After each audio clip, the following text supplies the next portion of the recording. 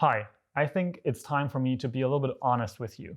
For the past 3 years, I've been having an affair, and yeah, it's not even just a short one, it's quite long. And the weird thing is that really early on in this time, I already wanted to go back to my first love, but it was hard. The new, the other was intriguing, it was interesting, but also clingy. So it's finally time for me to sell my Sony gear and switch to the Canon EOS R, the probably most switched to camera in this year. But let's talk about this because there's a lot of things that gave this reason, and I want to tell you about my journey through cameras, systems, and why this switch is happening. So today I actually am taking a risk on the camera that I'm filming on right now. And I'm going to show you a little clip as to how this looks. And here you already see many of the reasons why I'm actually switching to the Canon EOS R system. Now, to kind of go back in my camera history, it's that I started when I was in my teenage years with photography, and I just used a point and shoot camera from my parents. I mostly did like photos on school trips, parties, as well as out in nature and stuff like that. And it was really a simple point and shoot camera, and I quite enjoyed doing that. But then around 2007, I actually bought myself the Canon EOS 30D, and a few years later, I upgraded to the 5D Mark II, which also was one of the first Canon cameras actually was able to shoot video. So that's kind of like my start in photography. I started with the Canon ecosystem with the 30D, the 5D Mark II, and it was amazing. And over those years, I also moved through from beginning with zoom lenses with a kit lens and then a 55 to 200 millimeter lens and stuff like that, all the way then to a 14 millimeter, a 28 millimeter, and a 85 millimeter prime lens. And that was my setup for a lot of years. But in November 2016, this sort of unthinkable happened. I found the Sony ecosystem with the mirrorless bodies. They're lighter, they have great video capabilities, they're smaller in form factor, and a lot of other very interesting reasons were behind that.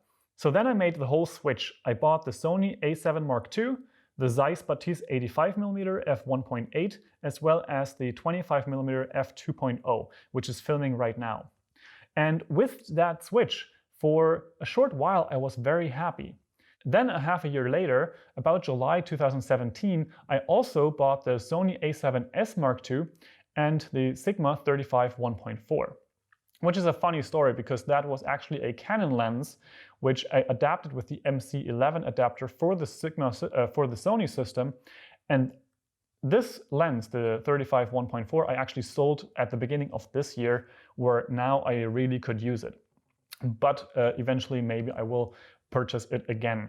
So then I had the Sony a7S Mark II, the Sony a7 Mark II, usually the 85 on the a7 Mark II and the 25 for video making on the a7S Mark II. And I was quite happy. That was a situation where I felt like I was basically in the realm of people like Fun for Lewis, where he has his cameras on the belt left and right. And I was doing that. For photography, I had this setup, and for video, I had the setup that is filming right now. And it was really good. And a lot of content has been created with all of those cameras and lenses. The videos on my YouTube channel mostly have been created with those cameras. The photos on Instagram, if they're not taken with my phone or a drone, they're taken with one of those two cameras. And I was happy for about a year. But then, slowly but surely, it creeped back in that I actually want a Canon system. And that was that early moment where I realized, oh shoot, I think I made a mistake here. The problem though with those camera systems is that it's not really easy to switch. Selling everything, trying to figure out whether you can actually get as much money back that you can buy the new system. Because I'm not in the situation where either camera manufacturers just give me gear or I just purchase a new camera and have the old one just sitting on a shelf. This is money that's sitting on a shelf, and I'm not going to just purchase more and more gear because I'm also traveling a lot, and so I can't really carry it all around. So after about a year, I was intrigued by all the stuff that was coming out in the Canon ecosystem. So the 80D already had a flip out screen at the time, but I never was really a fan of the crop factor. I think the Canon EOS 6D Mark II was kind of coming out around that time, which in video specs was a little bit underwhelming, but at the same time it had a flip out screen, it had video for normal use, and it would have been the Canon ecosystem. However, switching while traveling is always a bad idea because I don't have the boxes with me, which decreases the value. I don't have the accessories of all of the cameras, and there's just so much to kind of like worry about. So I stayed with the system, and I actually tried to kind of like argue for myself why I was actually in a good system. And I tried to say like, yeah, no flip out screen, I can just work with what I have. I can like make my videos, I can check if I have everything. I can work around that with my phone or my computer, and I have a video about that, how you can actually turn your computer into an external monitor for free with the software that can be used with the Sony cameras. And I just try to kind of like maneuver around that switch because, as I told you, that switching between systems is a lot of hassle, and it's not something that you just do on a whim. But then, about a couple of weeks ago, I stumbled across a video on YouTube where someone talked about why the EOS R is one of the, if not the most underrated camera for YouTubers specifically on the market right now. And probably about 100 videos later, looking at other people talking about this camera and why they switched to it and similar things, reviews and all that stuff, I decided it is time to do the switch. So I started researching, what's my old gear worth? Can I actually get enough money back from selling all of this to purchase this new system? And then also look if it's a good idea to switch or not. So with all of the research done and all of the numbers checked out, I chose to just move forward, and it felt really easy and light, and it still does.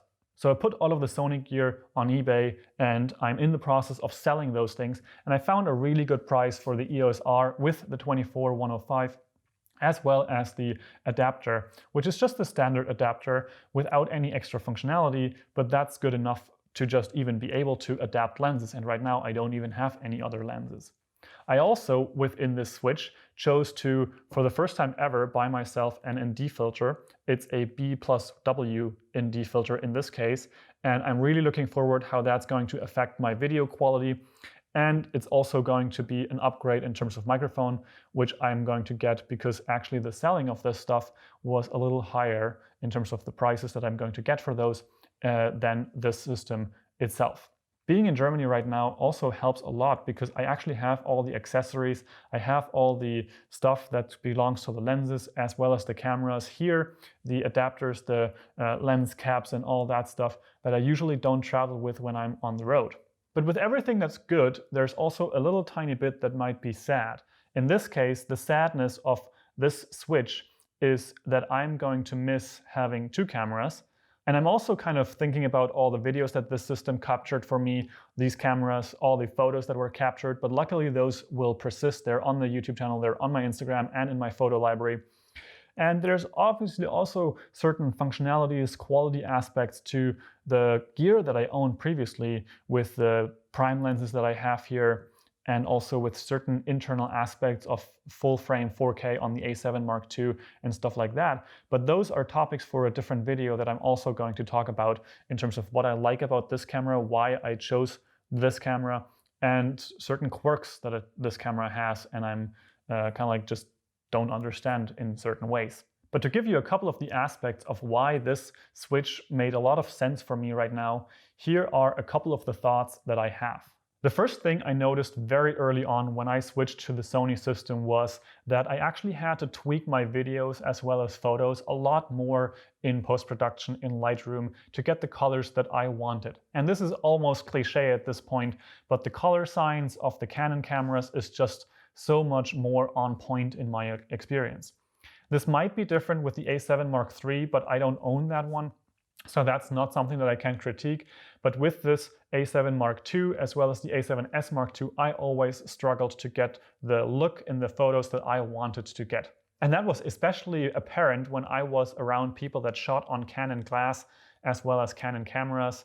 I was just always jealous because I knew what I was getting before I switched to Sony. So the Canon 5D Mark II as well as this 30D, they gave me results that I could never really get with the Sony system, and that's just one of the many aspects that I just was missing immediately. The second thing is something that has me stoked for making much more videos in the future, and that is the flip out screen of this camera. The ability to see myself while making videos, whether that's in a stationary setting where I'm talking to the camera like this, or it is on the go. It's invaluable, and even just the last couple of days playing around with this camera, just trying it out and getting a feel for it, this flip out screen, it's just incredible. One, it's very high quality, but even just the fact that it can flip out is worth so much. And it's obviously something that I've talked about with these cameras, and I've also ranted about why it's not necessarily important to have a flip out screen and how you can work around these things, especially in a stationary setting with external monitors, with mirrors. And that's something that I even built in my office, to have a little contraption behind the camera to be able to see that, as well as in this moment where I'm filming right now, I also put a mirror up because I am taking the risk, so to speak, to film on the A7S Mark II here, to be able to have these two cameras in this shot. But having a flip out screen is just invaluable if you're a creator on your own and you want to see yourself, you want to check the settings and all that. It's just so annoying to me to have to walk around the camera, look if it's still recording, if the battery is dying or something like that. Even just to look if it's sharp, if it's bright enough, and like all those things are so much easier with a flip out screen. And I know this is something that everybody already knows, but it's something that until I had it in my hands, it wasn't quite as obvious, but it definitely was something that I was missing. And it was some reason for me even to not create as much, to be honest, because, and I don't even remember how many times this happened, that I walked around the camera and I was talking for 5 minutes in front of the camera, and then I came back to the camera and I noticed after 2 minutes, for whatever reason, the recording stopped. And this is something that not only happens when the battery dies, sometimes in random circumstances it was because of the SD card wasn't fast enough, whereas in every other moment it was fast enough and everything was working perfectly. So these moments where then I had to try to remember what I said in the first 2 minutes, or I had to redo the whole thing and then just shoot all over again. It's just the most annoying aspect of making videos, and at some point this discouraged me so much that I just stopped making videos completely, because it was so annoying to not know if it's recording or not, to not be sure how the video is going to look and work out. And so now this is one of the biggest reasons why I'm switching to the EOS R with the flip out screen. And then there's something that doesn't really have anything to do with this switch in particular, but the fact that I now have the 24-105 here, which is a zoom lens, and it's for the first time in almost 10 years that I am owning a zoom lens. Because the Sony system I only had with prime lenses, the 25, the 35, and the 85, and now I have this 24-105, which is actually something that I'm really stoked about. The reason why I'm really interested in this again is because it will give me the ability to not have to switch lenses, and especially not have to carry around multiple lenses. And the fact that I now have it at 24mm up to 105, I can vlog with a 24, and I'm used to that with the 25 already. And I can also go to the 85 or the 105 for portraiture and stuff like that. And it's actually a situation where I'm going 2 steps back and 1 step forward, because I am used to so much faster apertures. With a 1.8 here, I had the 1.4 at the 35, as well as the 2.0 with a 25mm. And now this lens here has a 4.0, which is all the way through from the 24-105, so that's a really good thing. It's definitely a step backwards in terms of aperture, but it is a step forward in the ability to zoom, have an all-in-one system for now, because I obviously don't know if I ever will go back to prime lenses. Maybe I will add a prime lens to this at some point, but for now I'm really happy to be able to play around with different focal lengths again, to be able to have one lens and just work that system on one camera, which is also reducing the amount of stuff that I have to bring, that I have to carry around, and all of that. So I'm really happy about that and looking forward how I'm going to work with this. But not everything's amazing with the EOS R, and some of these things are rather obvious, or at least they're talked about a lot. One thing, the crop factor in 4K is just an annoyance, and it would really be cool to have a full frame 4K in this camera. One other thing is that you can only shoot 60 frames a second in full HD, and you can shoot 120 frames a second in 720p. However, then you lose the ability to autofocus with the dual pixel autofocus, and you also lose the recording of sound completely, which already is something that the Sony a7S Mark II has. You can shoot 120 frames a second, which is a huge crop in that mode, but at least you have sound and you have autofocus. Some other things are that this setup is actually significantly more heavy than the setup that I usually was using for vlogging. So just the camera and the lens combination that I have here, and this is kind of obvious because it's also a zoom lens, but this combination here is almost 300 grams heavier than if I weigh the same setup without microphone and stuff like that on the Sony a7S Mark II with a Batiste 25mm, which is just that much lighter. And that's a great thing if you're holding it out as a vlogger. This one here is just a little heavier, and it's something that I'm going to get used to. And the other interesting thing is that compared to what a lot of other people are saying, I really liked this aspect of the camera. It was holding up in my hand very, very well, and the lightness of the camera made it really well to handle. And one more thing is that I actually like the button layout and the functionality of the buttons a tiny bit better on the Sony system. However, that might just be because I'm currently used to the system and I'm just getting used to the Canon layout, and especially with this new Canon layout, which is a lot different from previous systems that I was used to with the Canon 5D Mark II, for example. But for now, I'm totally okay with all the drawbacks that I'm pulling here, with not having the 4K, not having the 120 in full HD and stuff like that, for all the benefits that I'm getting in terms of the flip out screen, the high quality video codec that this camera provides over this one, much higher bit rates here as well. The Z-Log is a crazy good addition on this camera, and I'm just getting used to it. And I'm definitely going to look forward to using this way more because of the ease and the, in a way, trust that I can put into the camera because I can see myself. Which is totally unfair because it's just a flip out screen, but it's such a game changer. And I have to say that I'm really happy that Sony is going into the direction that they have flip out screens, or they're starting to have them, but it's not something that I'm willing to wait for. And there's many other reasons that I'm switching back to Canon, so that's not the only reason for me. If you have any questions for me about the switch from the Sony system to the Canon system, please let me know in the comments below, and I'm happy to make a video about that. And I'm definitely going to make a video about the little quirks and weirdnesses of this camera, the workarounds that I need, and the things that I just plainly don't understand about this system, this camera, the ideas that Canon put into it. But there's a lot of potential there, and I'm also going to talk about those things in an upcoming video. So stay tuned for that. And with all of that being said, I'm actually going to package all of these things into their boxes because the A7 Mark II is already sold, so that one's going to be shipped off tomorrow. And that concludes my 3-year affair with Sony, and I'm going back to Canon, and I'm really happy about all of that. And to my 2 cameras and the lenses, I have to say I'm really glad for all the photos that they took. I'm really glad about the videos that were created, and I hope that they will have someone that takes care, that's gentle, and also creates beautiful art with them. And yeah, it's a little bit of a sad moment, but I think that they will definitely be in good hands and taken care of. And to you out there, I hope you're having an amazing day. I hope this was interesting for you, and I'm looking forward to seeing you in another video soon. If you have any thoughts, questions, inspirations, please leave them in the comments below. I always look forward to connecting. And then you will see me filmed with this one coming up in the next one. Enjoy. Ciao, ciao.